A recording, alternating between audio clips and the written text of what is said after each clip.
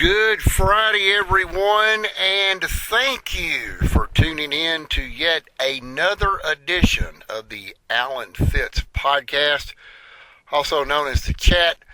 Alan Fitz, your host for the program today, and welcome into the program. As we normally do, we want to welcome in those three Pacific listening audiences that tune in every week to our show, those that agree with what we say, give us thumbs up, and a lot of positive remarks on different social media pages. Those are the folks that we call the A class. The B class, well, these are the folks that don't tend to agree with everything that we talk about here on the podcast, and they do leave negative criticism.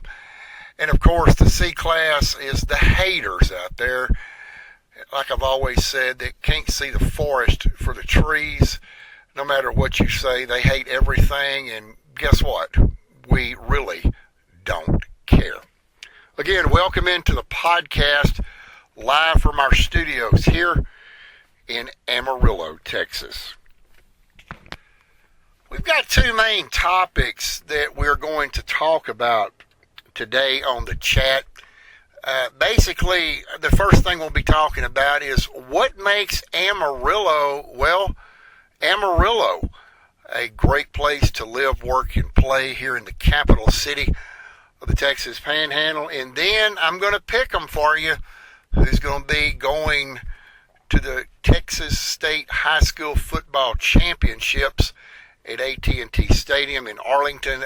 This broadcast, or podcast, if you will, may actually go over an hour. So just kind of hang with me there and sit back and relax. Folks, before I begin our main topic, I want to bring something up, and I don't have any way of taking a snapshot of this and putting it on our YouTube channel because YouTube just doesn't allow things like this. Basically, all we can upload is the podcast of the chat. It will not allow me to upload just still photography and things like that.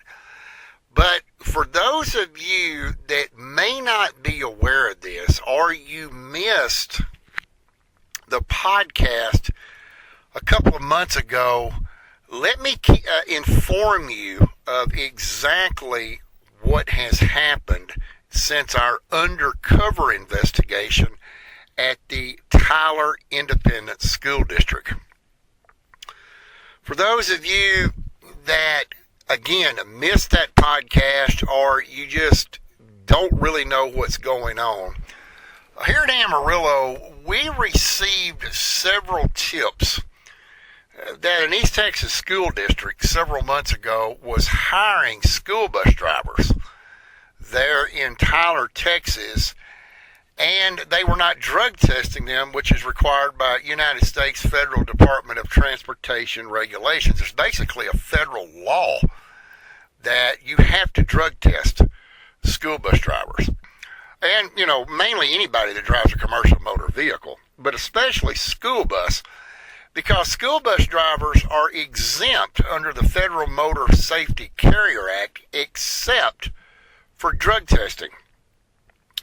So for those of you that may not be aware of this, we did go undercover a couple of months ago, and I began thinking, this is pitiful, folks, that a school district of that size would be getting so desperate that they would just hire anybody out of the blue and not drug test the drivers and carrying around people's children. Because you have to remember, you cannot judge a book by its cover, no matter what you do. So we decided to take a trip to Tyler, Texas. They're the county seat of Smith County. Put in an application for a school bus driver. Of course, criminal history, all that came back clear. And then keys were handed to a school bus and a route tablet, and off we went. Never underwent any type of urine or drug testing from that point.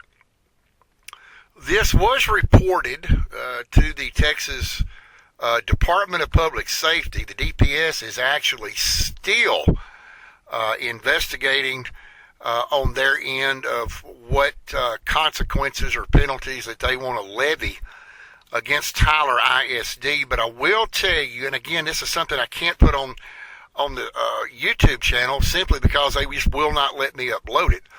But we have received official documentation from the U.S. federal DOT that they have levied the Tyler Independent School District in Tyler, Texas, a $10,000. You're hearing me right, ladies and gentlemen. A $10,000 fine for not being in compliance of federal drug testing of school bus drivers. We once again reached out to Dr. Marty Crawford, the superintendent of the Tyler Independent School District, and of course, as we expected, he did not reply back. I guess when you get hit with a $10,000 fine, folks, I guess it's best to keep your mouth shut. All right, let's talk about the first subject here on the podcast for today, and that is what makes Amarillo a great place in the Texas Panhandle to live, work, and play. I'm going to start off the chat with this note. For those of you that follow our YouTube channel, we reposted an interview that I did with Bobby Lee, who is the co-owner of the Big Texan Steak Ranch out on the east side of Interstate 40 in Amarillo. It was Halloween Day 2024. It was last year. I was sitting at the official challenge table with him. This is where you can go in and order the big 72-ounce steak and all the fixings that go with it, and if you can eat it in 1 hour, you get it free. That's what they're famous for. Anyway, back on subject, Bobby talked about in that podcast that I did, he talked about where the Big Texan Steak Ranch used to be out on what was then known as Route 66 here in Amarillo. And folks, we're going to talk about the FAHA in just a minute. That is the Federal Aid Highway Act. And this is putting this together to make Amarillo what it is today. If you went back and listened to podcast Amarillo last year, you'll see me and Bobby Lee at the challenge table, and he talks about how Route 66 was the original Amarillo, which is now Amarillo Boulevard today. Now, I call that up there Little Amarillo, and down Interstate 40 points south from downtown, I call that Big Amarillo. That's just how I distinguish between Amarillo. And Bobby talked about that before the interstate highway system came through Amarillo in the early 1960s, this is all Amarillo was. It's not, as it is today, 200,393 people, according to the last census that was pulled both in Potter and in Randall counties combined, respectively. So, for you old-timers that are from Amarillo, you will remember what Bobby Lee was talking about. You know, Interstate 40 out here in points south down to Interstate 27 and all of that, all of this was nothing more than fields. They grew cotton, they grew corn, they grew maize, they grew wheat, and things of that nature. This is what they did before the FAHA was signed, and that actually stands for the Federal Aid Highway Act. Now, this was signed on June the 29th of 1956 by then President Dwight D. Eisenhower. And what the Federal Aid Highway Act is to put in 41,000 miles of interstate highway system to better aid commerce across the United States. Now, remember that date, folks, that I just said. June the 29th of 1956. That is when he officially, President Eisenhower, signed what we call now the Interstate Act, but correctly pronounced as the Federal Aid Highway Act. So you have to look at Amarillo was originally Route 66 4 years after that bill was signed, and then the interstate highway system began coming through Amarillo. Now, I did some research on it, wasn't able to actually nail down, just basically could not come across any kind of official records or documentation, but I talked to some of the old timers here that were born, grew up, reared, raised, and everything here in Amarillo. And most of these individuals that I talked to were about 95% sure it took almost 8 years to put the interstate highway system through Amarillo. 8 years, ladies and gentlemen. And now, look at what Amarillo is today. And that brings me to the main point. What makes Amarillo, the Texas Panhandle capital city's favorite place to work, live, and play? One of the things that I can tell you about Amarillo is this, and I'll give you my own straight up direct thinking about this. We moved here from a very small East Texas town. We left that place down there back in March of 2023. Now, comparing that small East Texas town to present-day Amarillo, that small East Texas town will never have anything. Of course, it never had anything 50 years ago. It'll never have anything 50 years from now. It's just one of those small East Texas towns that is just basically nothing to it. Took me roughly about 3 months once I got to Amarillo to learn this beautiful city. And folks, I'm going to tell you something. When I first got up here, I had no idea where anything was.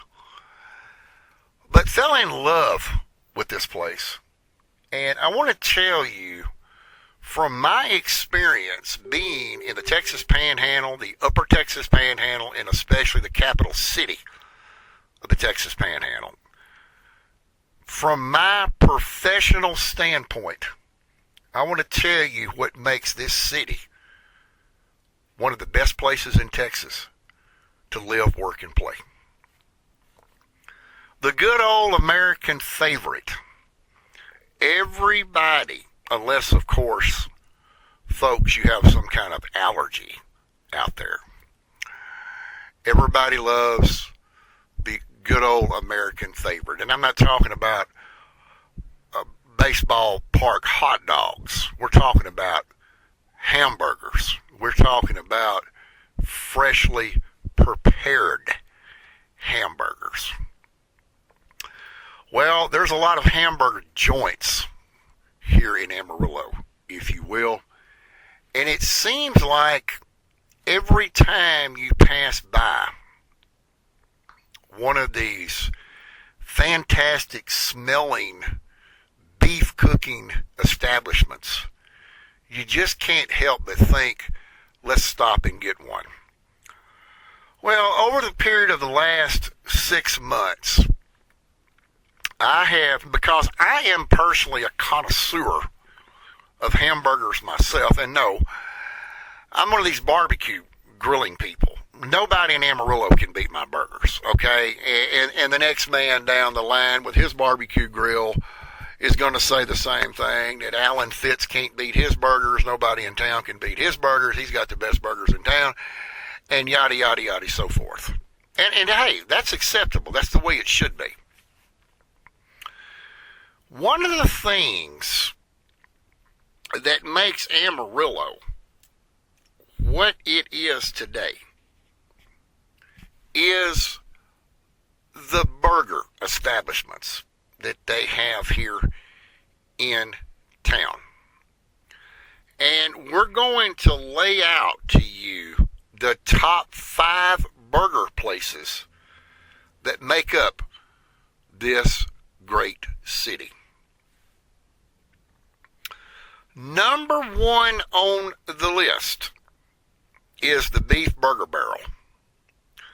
We've talked about this on the podcast a couple of years ago from the radio station up in the Upper Texas Panhandle.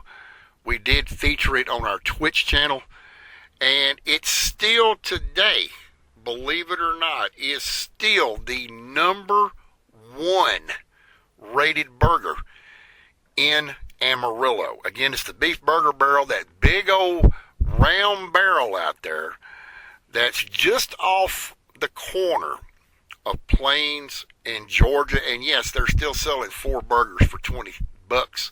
These things are massive. And I remember a fella on TV back in East Texas that worked at a car dealership in Silsbee, Texas. I cannot recall his name, and I do not recall the name of the business, but he would always get on television and advertise pickup trucks.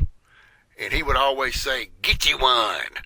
So, if you're here in the Amarillo area or you happen to be passing through Amarillo, find the Beef Burger Barrel and get you one. Number 2 on the list is KN Root Beer.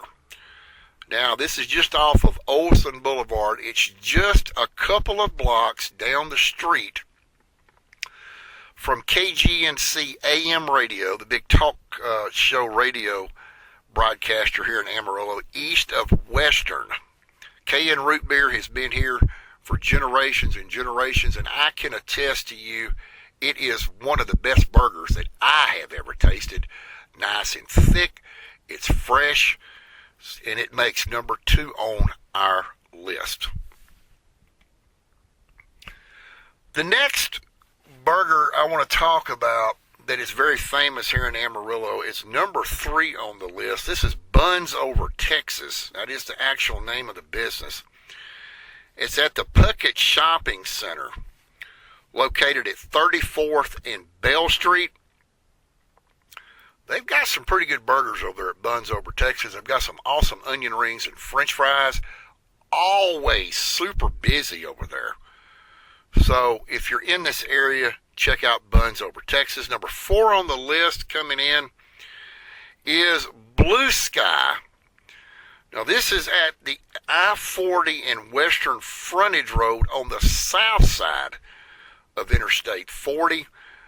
It sits catty-cornered just behind IHOP, a restaurant, the International House of Pancakes. So that's where you would find Blue Sky, again, at the corner of I-40 and Western on the Frontage Road. And coming in at number 5, great burger. They've got 2 locations in town.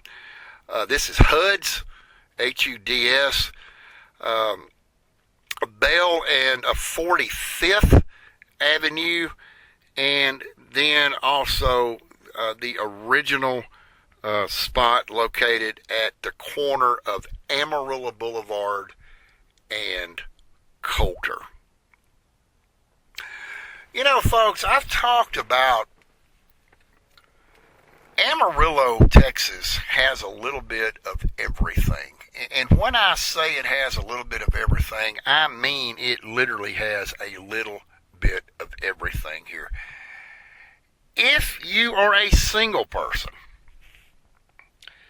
if you are a married person, this city is so big that it has everything that you need.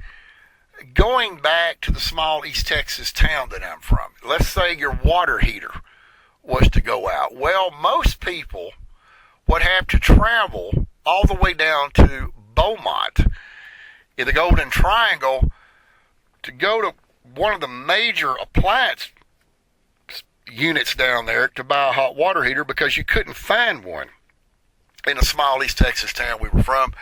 They had a hardware store there, but they wanted 4 digits for a $300 water heater. So, yeah, common sense would tell you, go all the way down to the big city of Beaumont, down to the Golden Triangle, and pick up a quality, either electric or gas hot water heater. Then they had to drive 50 plus miles back to get back to this town. And as I said at the beginning of the show, this town has nothing. It never had anything 50 years ago. It has nothing now, and it won't have anything 50 years from today. That town is basically nothing more than Eva's and Karen's. And this is something that makes up Amarillo. It's because, let's say your hot water heater goes out, whether it's electric or gas. Look at what we've got. I mean, from the west side of Amarillo, coming in from New Mexico, that is Helium Road, all the way out to the split, the 287 Childress, Texas, I-40 Oklahoma split is 13 miles across the city. 13 miles on I-40 across the city. Now, this is not counting Interstate 27, folks. This is counting east to west Interstate 40. You have a barrage of every kind of store you can think of, especially for hot water heaters. You think about Home Depot. For office supplies, you think of Office Depot. We have a little bit of everything here. Let's say you move here from say, Houston. You don't have any place to put your stuff until you can find a house to buy, some property to own. We have a buku load of self-storage facilities here in Amarillo. Texas Department of Transportation. We are a regional district office. As a matter of fact, the Texas Department of Transportation right here in Amarillo, which is located right down here on I-27 on the Canyon E-Way, is home to all 26 counties across the Texas Panhandle. This is the control site, if you will, for all 26 counties that make up the Texas Panhandle. Something else that Amarillo is famous for, and that is convenience stores. We have one major chain of convenience stores up here. They're called Toot and Totem. You heard that correctly. Toot and Totem have over 100 convenience stores here in Amarillo. Carries all your favorite products. Your sweet tea, your unsweet tea, flavored teas such as peach, mango, things of that nature. You have your second well-known convenience stores. They're known as Pack-A-Sack. They also carry a little bit of everything, but they're very scarce across Amarillo. And then, of course, we have two major QT stores here. It's called Quick Trip. A lot of people like myself used to call it Quart before we found out, because, you know, QT, folks, is the abbreviation for quart. You have QT. You have only two of those here, and they are truck stop supported. We have a lot of major truck stops here. I'll get to that in just a moment, but QT can be found, let's see, it's I-40 and Eastern, and then you have the other one, which is located at the corner of Bell and Interstate 27. Amarillo, like I said, home to a lot of truck stops here. We have Love's, we have TA, we have the Petro. We have a little bit of everything up here. Cell phone towers across Amarillo. We are a very powerful 5G network here in the capital city of the Texas Panhandle. Anywhere you go in Amarillo, you have very strong signal. And it really doesn't matter what your network is. You can basically get on your phone. You can stream the internet. You can basically do what you want to do. We have a lot of Mexican food restaurants here in Amarillo. We have a lot of Thai and Chinese restaurants here in Amarillo. And of course, you have your basic restaurants, things of sorts, McDonald's, Burger King, Taco Bell, Wendy's, just to name a few. And we even have, yes folks, believe it or not, we even have a sex shop here in Amarillo. It's called Fantasy. It is a novelty store located out on the east side of the Loop that is known as Lakeside Drive. And if you're a connoisseur of that type of thing, you can even find that type of entertainment as well. Amarillo, very, very easy city to learn, even at 200,383 from the last census, which should be way higher now than what is actually being shown on those signs as you come in to the city limits. And everybody will tell you that living here in Amarillo has an advantage, especially when it comes to traffic backups on Interstate 40. Now, folks, I will be the first to tell you that folks in Amarillo, a lot of them don't know how to drive, okay? You can hear it at 2 o'clock in the morning, people racing motorcycles down the interstate. There is a huge problem with people driving intoxicated in this city. People driving around with no headlights on at dark. A lot of the homeless population is here. And, of course, you have another issue that really nobody wants to deal with, but we have to deal with it because we are a large city in Texas. Is folks in Amarillo are always in a major rush. They always are driving to a fire that has no smoke. It seems like they have to drive 100 miles an hour no matter where they go, including school zones, the boulevard, the interstates, the city streets, you name it. So, with a large city like that, this is just things that you have to deal with. But folks, I'm going to tell you something. Amarillo has some good people. It really and truly is some of the best people in Texas that I've ever met. And those folks from East Texas can't hold a light to this city. They never will be able to in this lifetime.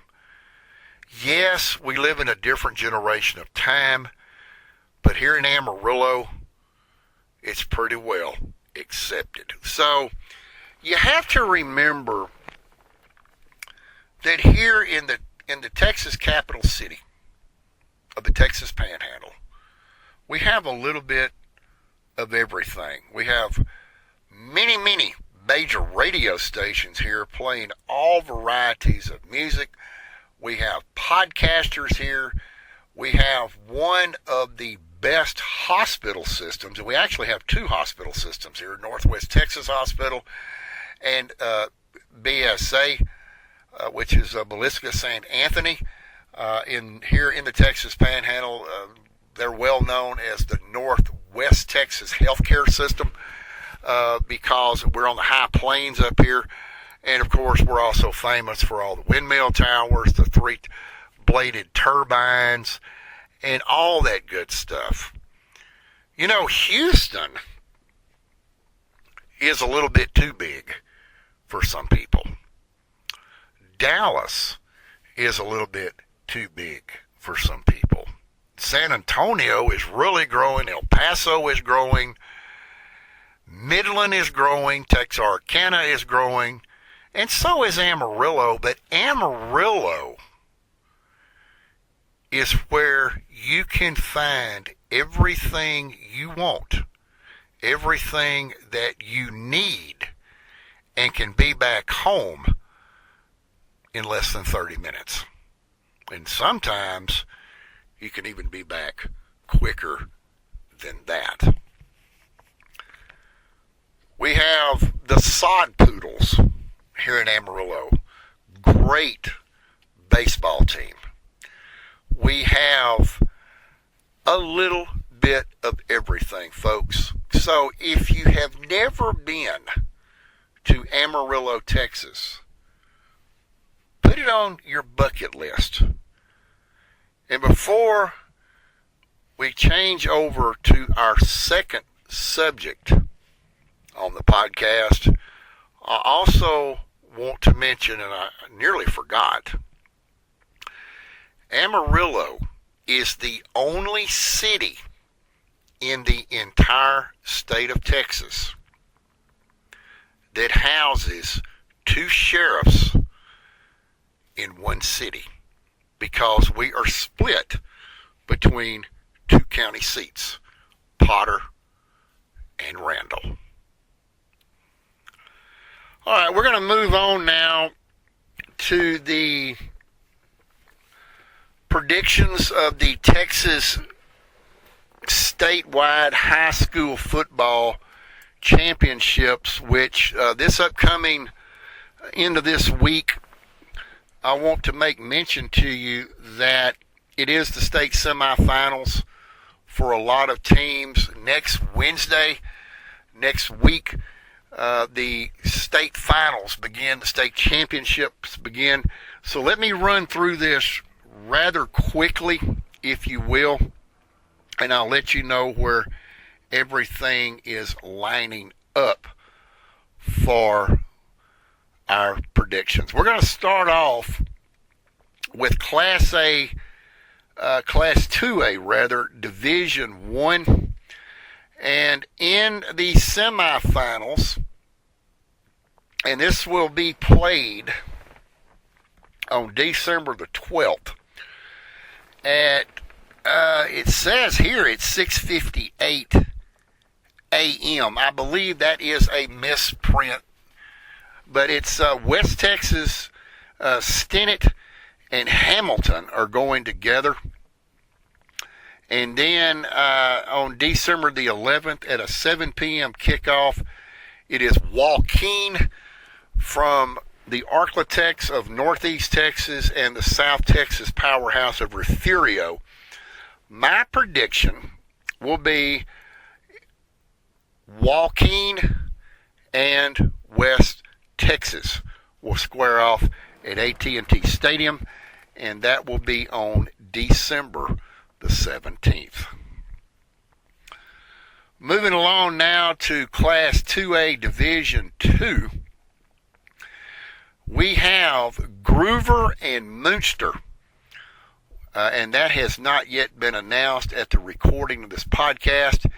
And then you have Mount Enterprise and Shiner. They have a 7 p.m. kickoff on December the 12th. My prediction is Shiner from North Texas and Groover from up in Hansford County, the Upper Texas Panhandle, who defeated Stratford Elks last week. It should be Groover and Shiner at the state championship at AT&T Stadium in Arlington, and that should be on December the 18th. Class 3A, Division 1. This is the state semifinals. That'll be played on December the 12th at 7 p.m. Will be between Peaster and Grandview. And then there is also a 7 p.m. kickoff for Yoakum and Llano. My prediction will be Peaster and Yoakum. Will be December the 18th for the state championship. That should actually be a pretty good game, folks. All right, let's move on to Class 3A Division 2. And for those two games being played is Wall and Gunter. That is a 6 p.m. kickoff on December the 12th. And the only team left in Deep East Texas, the Newton Eagles, will take on East Bernard. This is a 7 p.m. kickoff on December the 11th. My prediction for the state championship will be Newton and Gunter. Moving along to Class 4A, Division 1. Stephenville and Salina are scheduled for a 7 p.m. kickoff on December the 12th. And it has not yet been announced at the time of this recording, but Kilgore and Lavernia will be squaring off as well. Class 4A Division 2. Brock and the Class 4A Division 2 powerhouse from Panola County, the Carthage Bulldogs. It's a 7 p.m. kickoff on December the 12th at 7 p.m. And then you have West Orange Stark down in Orange County, right on the Louisiana border, taking on Sinton from down in San Patricio County, down close to the Corpus Christi area. They also have a 7 p.m. kickoff on December the 12th. My prediction on the state championship game should be Carthage and West Orange Stark. That would be an excellent football game to attend at AT&T. Class 5A, Division 1, Aledo and Lone Star, 7 p.m. kickoff on December the 12th. And Port Arthur Memorial will host Smithson Valley. That also is a 7 p.m. kickoff on December the 12th. My prediction will be Port Arthur Memorial, and Aledo will be at the state championship in Arlington. And you have Class 5A Division 2. Melissa and South Oak Cliff from Dallas. They're going to be playing at the Cotton Bowl Stadium December the 12th at 7:30 p.m.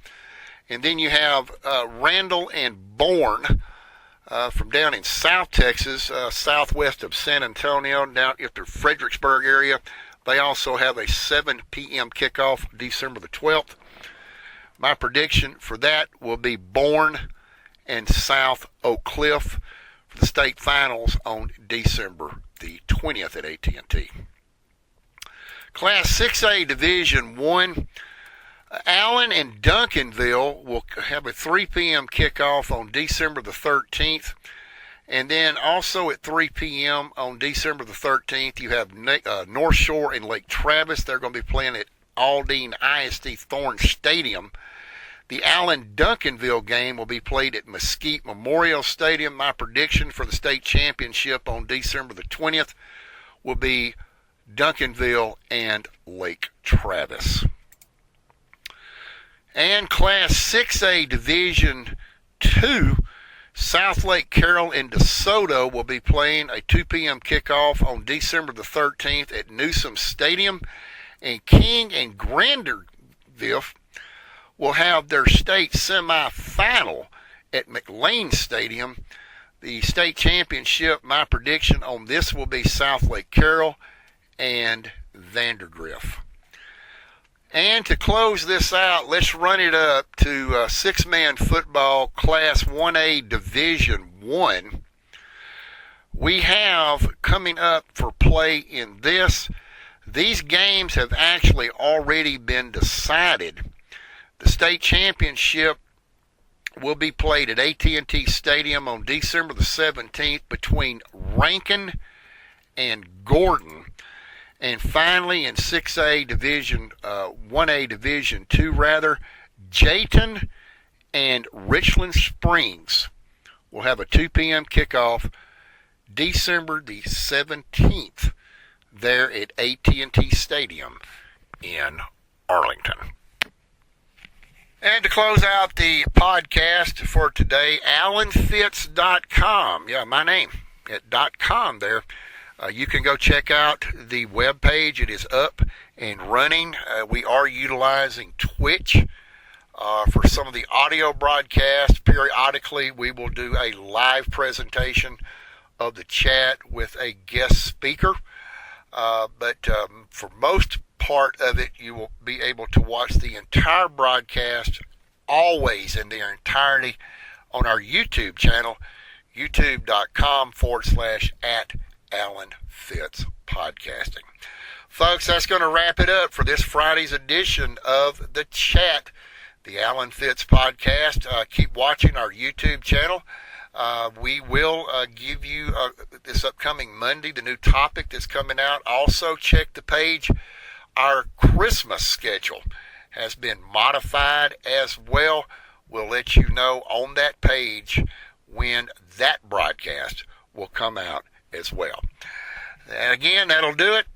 Alan Fitz here saying have a great weekend. We'll see you next Friday. And until then, folks, bye for now.